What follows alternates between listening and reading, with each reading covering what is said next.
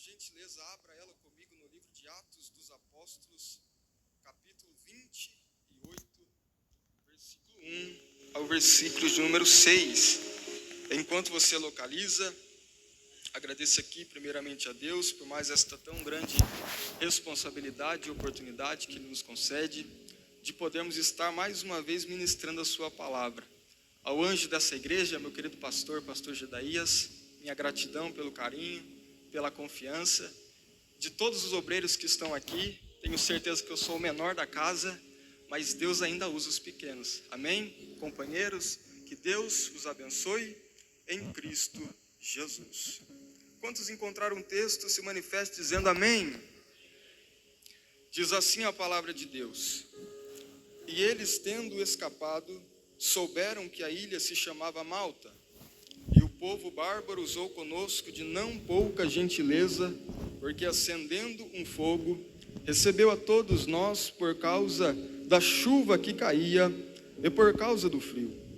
E tendo Paulo ajuntado um maço de gravetos e pondo-os no fogo, uma víbora, fugindo do calor, prendeu-se na sua mão, e os bárbaros, vendo-lhe a víbora venenosa pendurada na mão, diziam uns aos outros: sem dúvida, este homem é assassino, porque apesar de ter escapado do mar, a vingança não o deixa viver. E tendo ele sacudido o animal no fogo, não sentiu mal algum. Mas eles aguardavam que inchasse, ou que repentinamente caísse morto. Mas depois de esperar por muito tempo, e vendo que nenhum mal lhes sobrevinha, mudando de opinião, diziam que ele era um Deus. Queridos, o livro de Atos dos Apóstolos também poderia ser chamado de Atos do Espírito Santo, uma vez que Atos dos Apóstolos nos relata o Espírito Santo de Deus usando grandes homens para executar a obra de Deus. O livro de Atos dos Apóstolos me chama muito a atenção, uma vez que é o livro que nos descreve o início da igreja. Se hoje aqui estamos, começou tudo em Atos dos Apóstolos. Começou com um total de 120 pessoas, dentre estas os discípulos que no cenáculo de oração buscavam a Deus e aguardavam a promessa que Jesus havia feito a eles em Lucas 24:49, o qual Jesus, antes de subir ao céu, disse a eles: vos envio a promessa de meu Pai, permanecei na cidade de Jerusalém, até que do alto sejais revestidos de poder. Estavam agora os discípulos, 120 pessoas reunidas no cenáculo de oração, buscando a presença de Deus, buscando receberem a promessa com o Espírito Santo. Oraram, buscaram a Deus, 1 dia, 2 dias, 3, 4, 9 dias, nada acontecia. Mas no 10º dia, no capítulo 2 de Atos, a Bíblia nos relata que no dia de Pentecoste, ouviu-se um som como de um vento veemente e impetuoso, e encheu toda a casa onde estavam assentados, e foram vista entre eles línguas repartidas como que de fogo, e todos foram cheios do Espírito Santo de Deus. A partir de agora, a igreja de Cristo começou a crescer. A partir de agora, a igreja de Cristo começou a avançar, porque era isso que os discípulos precisavam, do revestimento com o Espírito Santo. E a Bíblia relata que agora a obra vai começar a crescer, porque a igreja só cresce se tiver crentes cheios do Espírito Santo. E eu creio que nessa noite eu estou pregando para uma igreja de crentes avivados pelo Espírito Santo. Tem crente avivado aqui? Levanta a sua voz, adora o nome do Senhor dos Exércitos, porque Ele já se faz presente. Se você sente a presença dEle, adora o nome do Senhor. A igreja começa a crescer porque agora os discípulos estão cheios do Espírito Santo. Pedro agora, com um único sermão, vai ganhar cerca de 3.000 almas para Jesus. Em seguida vai pregar mais uma vez, mais 5.000 almas, 8.000 almas a total a Cristo. Qual era o segredo? A eloquência de Pedro? Não, porque Pedro era um simples pescador, que um dia estava trabalhando como um dia qualquer, e Jesus olhou para ele: Pedro, vinde após mim, e eu vos farei pescadores de homens. Agora os discípulos são cheios do Espírito Santo. Certa feita, Pedro e João estão indo a caminho do templo, a hora nona, às 3 da tarde, para a oração, quando ali na beira da porta do templo, chamado Formosa, havia um paralítico que, pedindo esmola para Pedro, Pedro olha para ele e diz: eu não tenho prata, eu não tenho ouro, mas aquilo que eu tenho eu te dou. E o que Pedro tinha? Eloquência? Não. Teologia? Ele andava com Jesus. Jesus é a própria teologia. Mas mais importante do que isso, Pedro, ele tinha a presença do Espírito Santo na sua vida. Em nome de Jesus de Nazaré, levanta e anda. E aquele coxo saltou na presença de Deus. O que me alegra é que esse Deus é o Deus que nós servimos, e Ele não mudou. O Deus que operou há 2000 anos atrás, Ele continua operando no nosso meio. Ele continua ainda salvando, libertando, curando e levando crentes para o céu. Eu não sei a enfermidade que você entrou aqui nessa noite, mas se você tem fé no Deus que você serve, receba a sua cura, em nome de Jesus. Porque o escritor aos Hebreus, em Hebreus 13:8 disse: Jesus Cristo é o mesmo ontem, hoje e eternamente. O Deus que operou no passado, Ele opera no presente e continuará operando no futuro. Você crê nisso? Glória a Deus. É o Deus que nós servimos. A igreja começou a crescer. Um diácono cheio do Espírito Santo chamado Estevão agora começa a operar prodígios, milagres e maravilhas através do Espírito Santo. Só que havia um camarada chamado Paulo. Paulo, ele era um fariseu, um rabi, um mestre, um doutor da lei. Ele perseguia a igreja de Cristo. Paulo, ele perseguia todos aqueles que anunciavam que Jesus Cristo é o Filho de Deus. Certa feita, Paulo está indo de Jerusalém a caminho de Damasco, com cartas autorizadas pelos sacerdotes para prender todos os crentes que ali estavam. Mas o que Paulo não esperava é que naquele dia, Jesus tinha um encontro marcado com ele. Jesus aparece com uma luz resplandecente, muito mais forte do que a luz do sol, e diz: Saulo, Saulo, por que me persegues? Saulo então cai do cavalo, fica cego fisicamente, mas tem a sua visão espiritual aberta. Com 3 dias de crente, agora Paulo já jejuou, já orou e teve visão de Deus. A partir de então, o apóstolo Paulo nunca mais foi o mesmo. Paulo não era agora mais perseguidor da igreja de Cristo. Paulo agora, ali em Damasco mesmo, ele já começou a pregar e anunciar o Evangelho. Ele tinha ido em Damasco para prender os que ali pregavam que Jesus era o Filho de Deus. Mas agora que ele teve um encontro com Jesus, não há ninguém que tenha um encontro com Jesus que permaneça da maneira como estava. Agora ele está anunciando que Jesus é o Filho de Deus. Agora Paulo, ele vai entregar a sua vida totalmente a Cristo. Ele vai se entregar a Deus. É por isso que aos Filipenses capítulo 1, versículo 21, ele escreve que para mim o viver é Cristo e o morrer é lucro. O que Paulo estava dizendo é: eu não tenho medo da morte, porque a morte é apenas um passaporte para o céu. Mas enquanto eu aqui estiver, eu vou viver por Cristo. Escrevendo aos Gálatas capítulo 2, versículo 20, ele diz: pois já estou crucificado com Cristo. Portanto, vivo não mais eu, não mais as minhas vontades, não mais os meus próprios desejos da carne, mas Cristo vive em mim. Paulo agora se entregou totalmente na obra de Deus. Foi o maior missionário que já pisou na face da terra depois de Jesus Cristo. Paulo então, ele vai começar a fazer a obra. Certa feita ele é apedrejado na cidade de Listra, enquanto pregava o Evangelho de Cristo. Porque naquela época ser cristão era um grande desafio.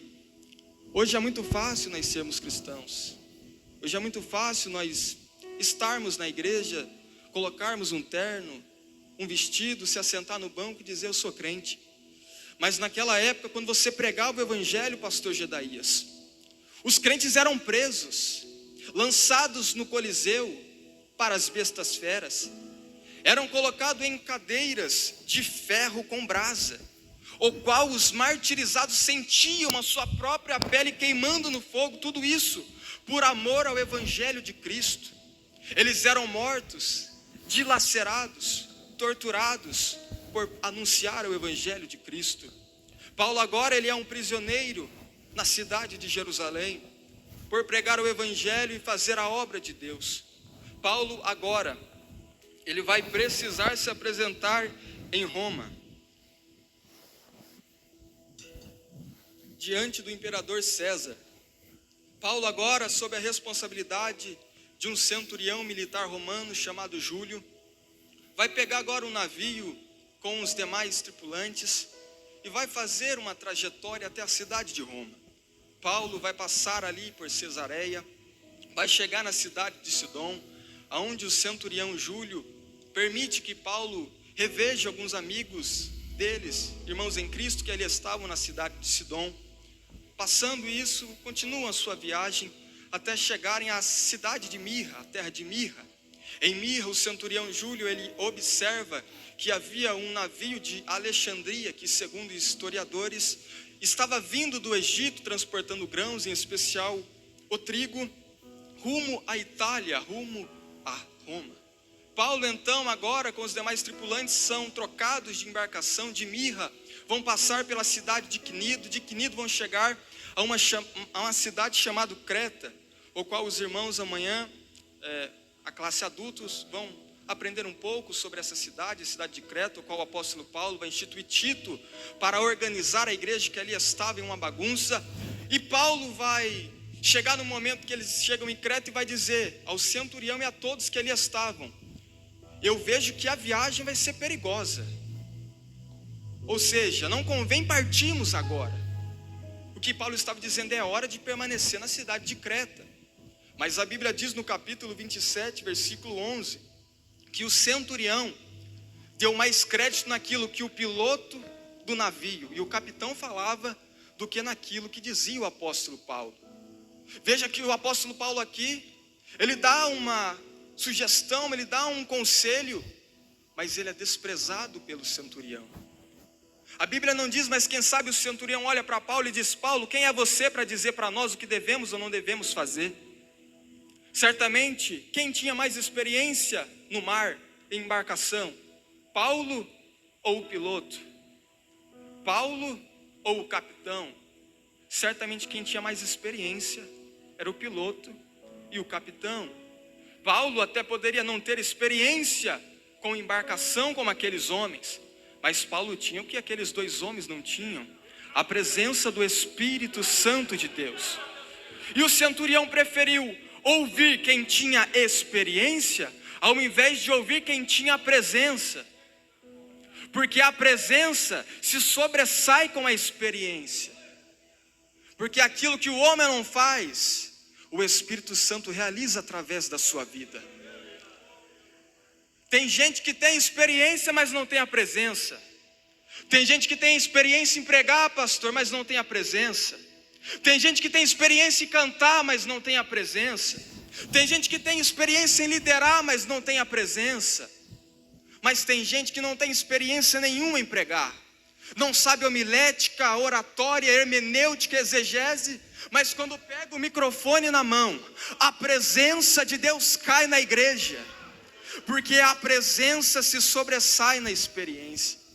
Tem gente que não sabe nem cantar, canta tudo desafinado, mas quando pega o microfone na mão, a presença do Todo-Poderoso cai na igreja, porque a presença fala mais alto do que a experiência. Talvez eu estou pregando para alguém aqui nessa noite que olha e diz: mas pregador não tem experiência em pregar, não tem experiência em cantar, eu não tenho experiência com ministério. Mas você tem a presença do Espírito Santo. Se você tiver a presença do Espírito Santo, pode não saber pregar, é Ele quem capacita. Se você tiver a presença do Espírito Santo, pode cantar desafinado, afinado, mas o Espírito Santo vai dando graça, a presença vai caindo, porque quem faz é Ele, é a presença dEle, porque dEle, por Ele e para Ele são todas as coisas. Você sente a presença dEle aí?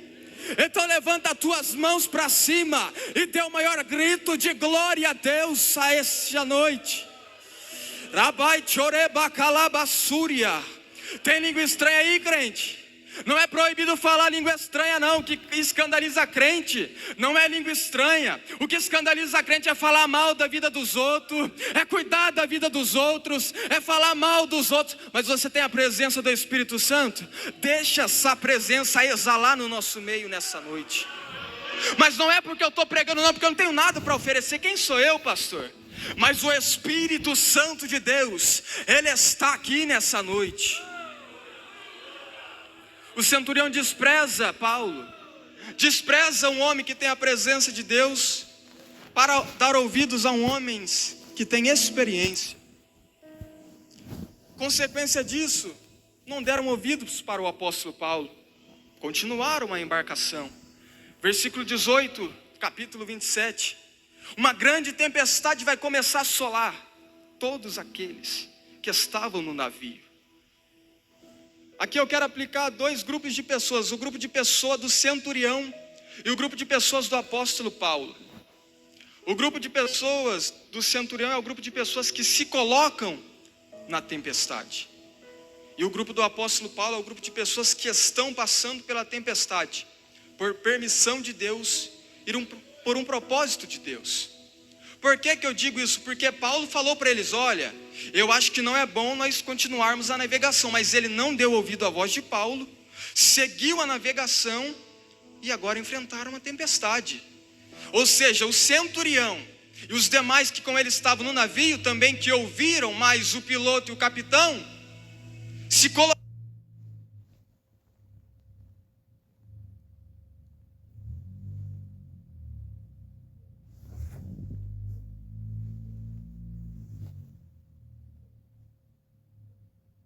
Porque se eles tivessem dado ouvidos ao que Paulo disse, eles não tinham enfrentado.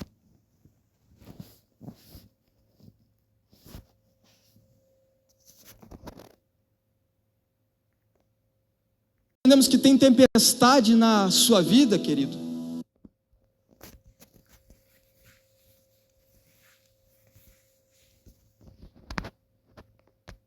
Se coloca diante dela.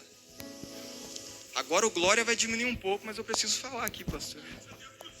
Tem tempestades que você se coloca dentro dela. É você colhendo aquilo que você plantou lá no passado. São atitudes erradas. São escolhas erradas. Tome muito cuidado com quem você tome conselhos. Ele preferiu ouvir o capitão que tinha experiência do que Paulo que tinha presença. Toma muito cuidado com quem você vai pedir conselho, meu querido. Mas pregador, é da minha família. Ele me aconselhou, é da sua família. Mas a pergunta é crente? Tem a presença do Espírito Santo? Mas pregador, é meu amigo de infância. Eu tomei conselho com ele. Mas é crente? Tem a presença do Espírito Santo? Tome muito cuidado com quem você vai ouvir. O salmista no Salmo 1 diz, bem-aventurado é o homem, feliz é o homem que não manda segundo o conselho dos ímpios, nem se detém no caminho dos pecadores, e nem se assenta na roda dos escarnecedores. Antes, o seu prazer está na lei do Senhor, e na sua lei medita de dia e de noite, de dia e de noite, de dia e de noite. Com quem você tem tomado conselho? Às vezes você quebra a cara e quer culpar Deus, Senhor, mas eu estou passando por essa tempestade. Mas foi você que se colocou dentro da tempestade. Mas calma, ainda tem solução para você. Ainda tem uma resposta de Deus. Agora tem um grupo de pessoas do apóstolo Paulo que estão na tempestade, mas não porque se colocaram dentro da tempestade. Porque Paulo também estava no barco. Paulo disse, eu acho que não é bom a gente continuar. Eles continuaram, Paulo está no barco, infelizmente passou pela tempestade, pastor.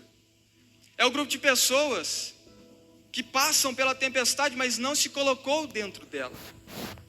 Talvez eu estou pregando para alguém aqui que está dizendo: mas pregador, eu fiz tudo certo, mas a luta veio, a tribulação veio, parece que todas as portas se fecharam, a tempestade é grande na minha vida, mas eu não fiz nada. Calma, amado, é permissão de Deus e Ele tem um propósito na sua tempestade.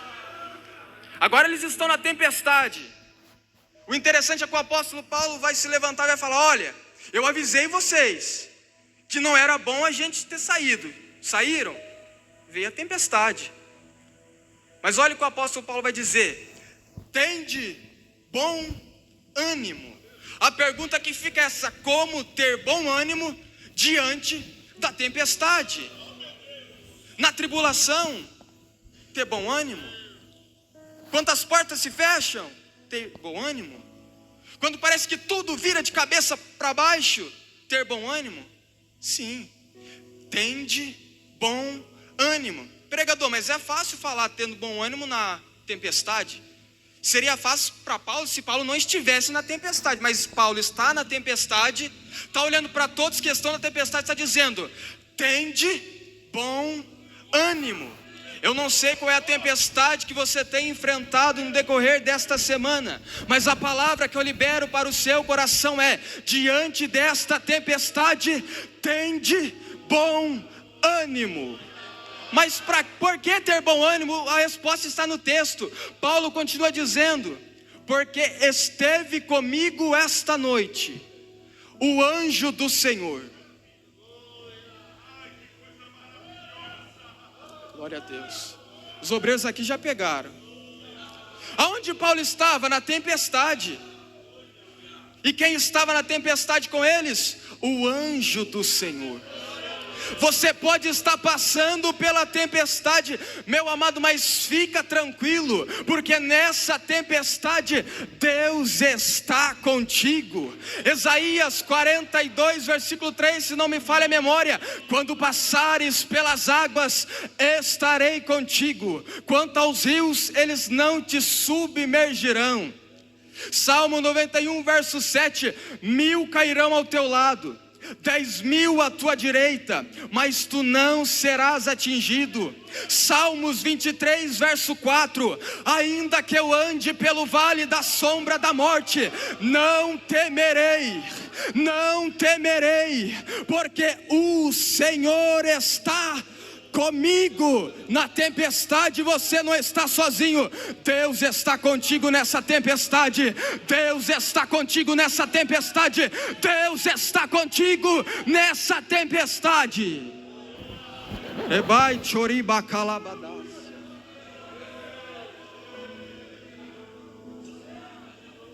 Aleluia.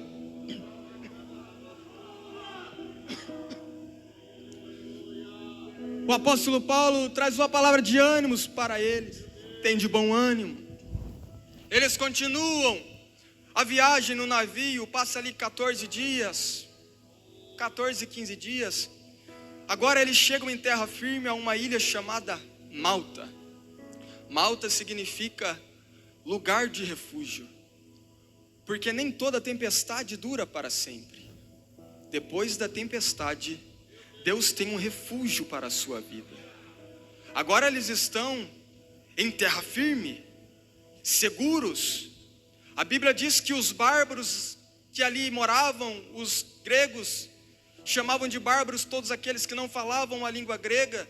Eles vão receber aqueles homens. O apóstolo Paulo, com muita hospitalidade, vai fazer ali uma fogueira para eles, para protegê-los do frio e da chuva. Mas o interessante é que o texto diz que Paulo ele não parou, igreja. Paulo ele passou por uma grande tempestade de 15 dias.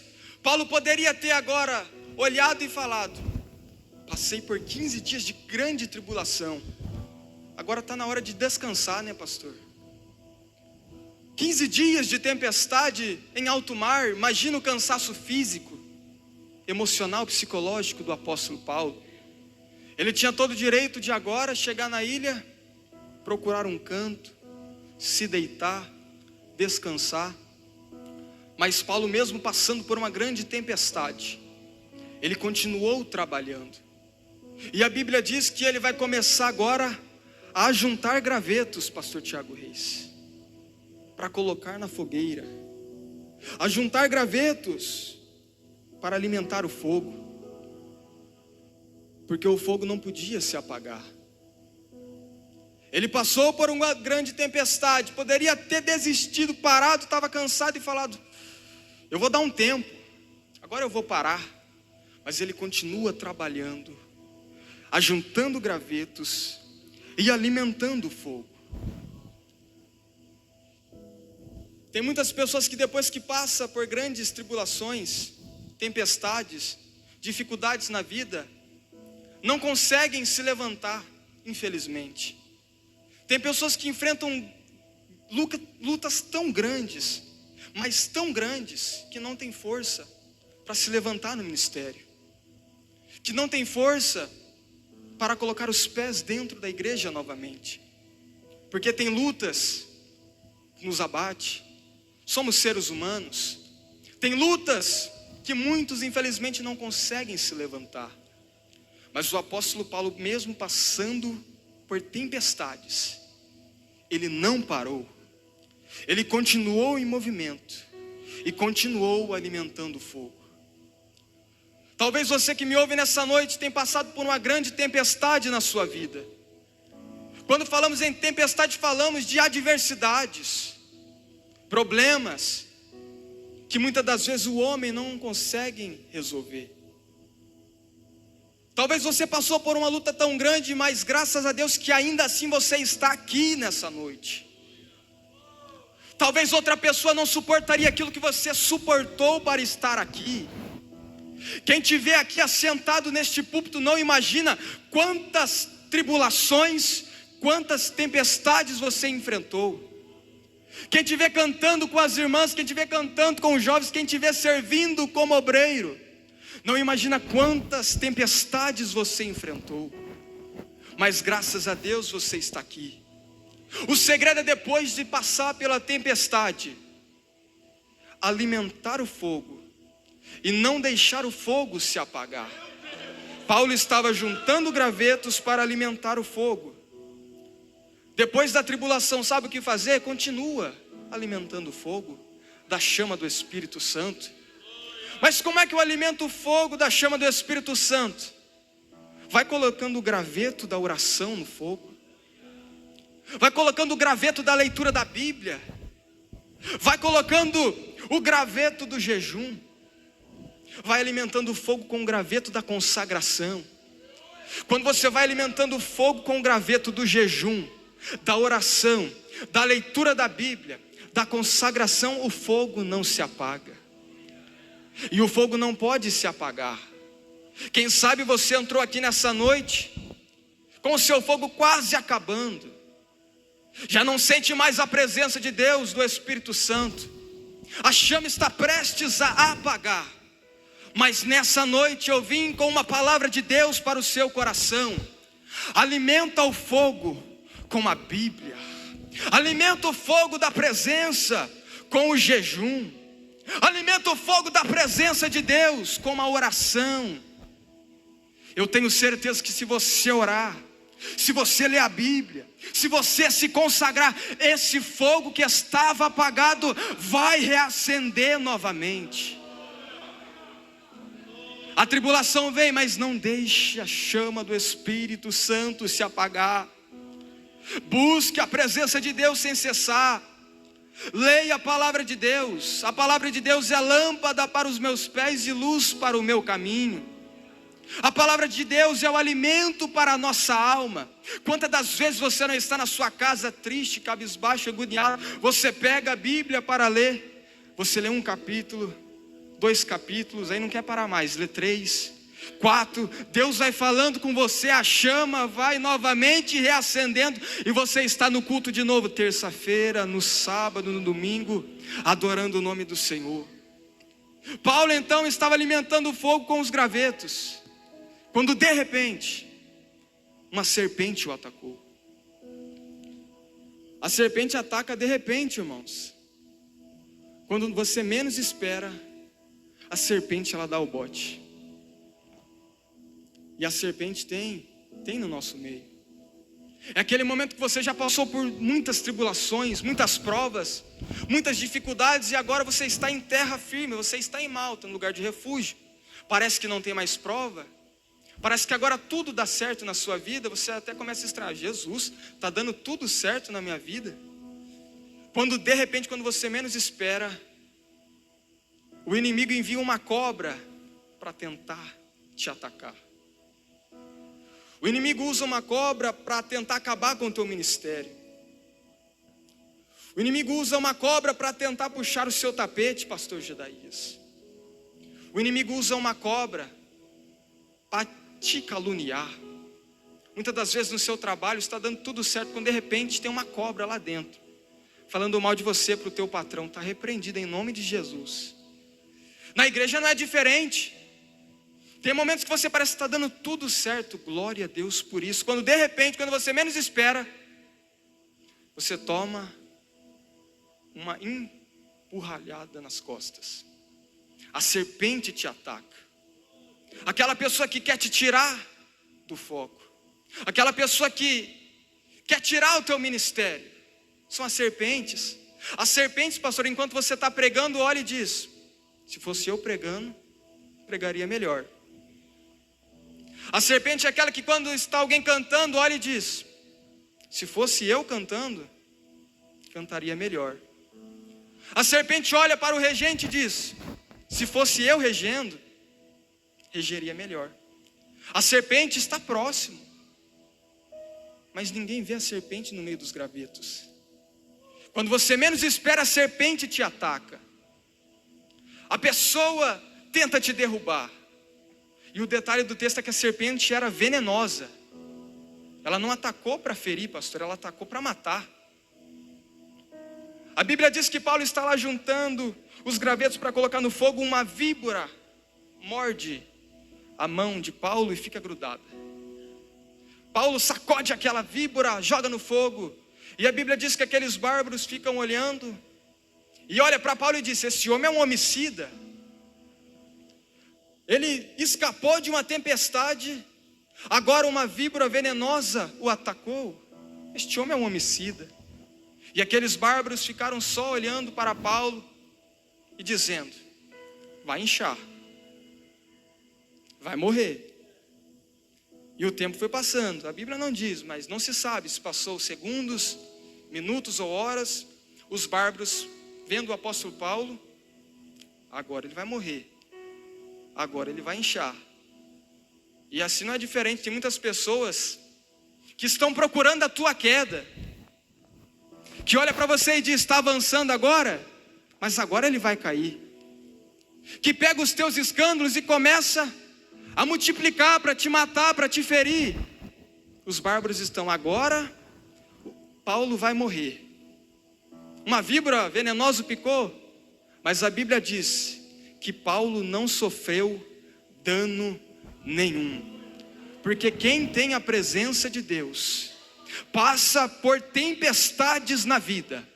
Quem tem a presença de Deus pode até ser atacado pelas cobras, mas permanece de pé, porque Deus está contigo. Não importa a luta que você tem enfrentado, a tempestade que tem te afligido, não importa quantas pessoas têm se levantado contra a sua vida para acabar com o seu ministério, para te desanimar, para